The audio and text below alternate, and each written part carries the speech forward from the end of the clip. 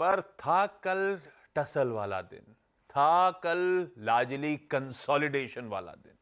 ऐसे में डेटा किस तरह से इमर्ज हो रहा है, सेटअप कैसा बैठ रहा है बाजारों का, ये समझ लिया जाए।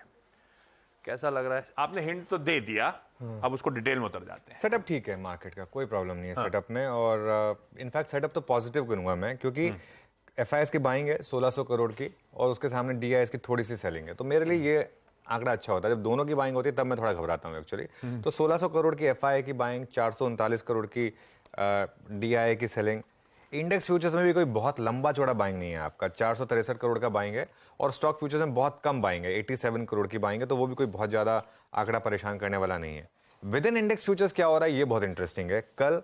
और ये कल दिख भी रहा था स्क्रीन पर आशीष, निफ्टी स्ट्रांग था, बैंक निफ्टी कमजोर था, और वो आंकड़ों में दिख भी रहा है। निफ्टी में 498 करोड़ की बाइंग है, बैंक निफ्टी में 35 करोड़ की सेलिंग है, ओवरऑल 463 करोड़ की बाइंग है। तो ठीक है, मामला कोई बहुत ज्यादा नहीं है। FI long exposure 72%।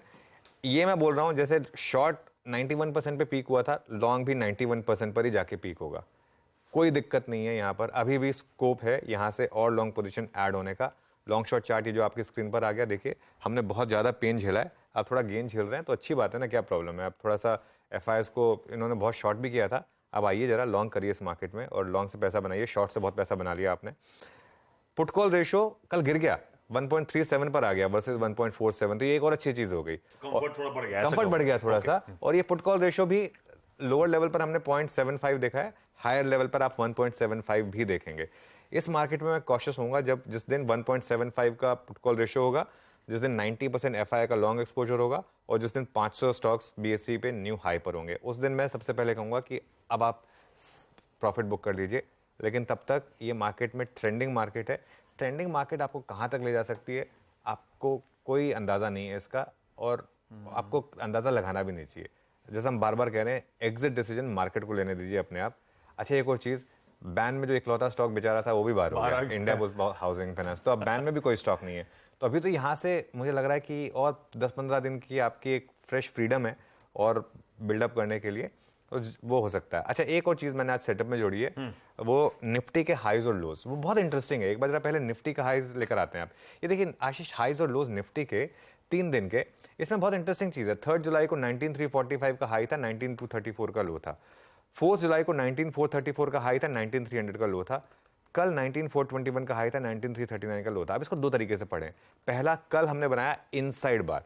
इनसाइड बार क्या होता है? जब आपका हाई और लो प्रीवियस डे के हाई और लो के रेंज में होता है। हाई प्रीवियस डे के हाई से कम होता है और लो प्रीवियस डे के लो से ज्यादा होता है। मतलब वो बार इस बार के अंदर दिखेगा, वो बार इस बार के अंदर दिखेगा आपको, ठीक है। तो उसको कहते हैं इनसाइड बार। अब इसमें आप बोलिए आप बेयर हैं, उससे डिपेंड करता है, ठीक है। वो देखिए वो आ गया बार, वो एक जो बार था उसकी रेंज में आ गया।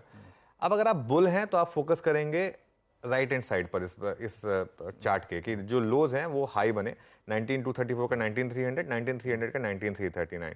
अगर आप कॉन्ट्रा बेयर हैं, बहुत कम बचे हैं बेचारे वैसे कॉन्ट्रा बेयर्स इस मार्केट में, अगर आप बेयर हैं तो एक वो जैसे कहते हैं ना, एक संजीवनी बूटी जो आपकी है उस पर आप फोकस करेंगे कि 19434 के हाई के मुकाबले कल हमने लोअर हाई बनाया। लेकिन वो कोई बहुत ज़्यादा एक्साइटेड होने की जरूरत नहीं है। ऑलमोस्ट सेम पैटर्न है बैंक निफ्टी का। अब बैंक निफ्टी के भी हाईज और लोज ले आइए। कल बैंक निफ्टी ने भी एक इनसाइड बार बनाया।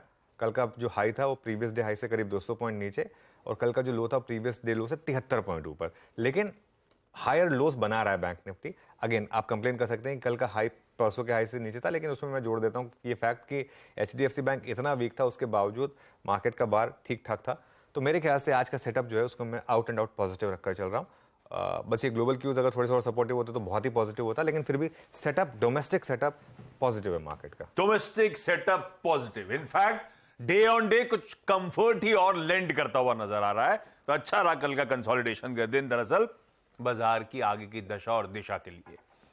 कल एक और हिस्ट्री क्रिएट करी। जो मार्केट वैल्यूएशन है सारी बीएसई लिस्टेड कंपनीज का, इतिहास में पहली बार 300 लाख करोड़ के आंकड़े को पार करता हुआ नजर आया है। तो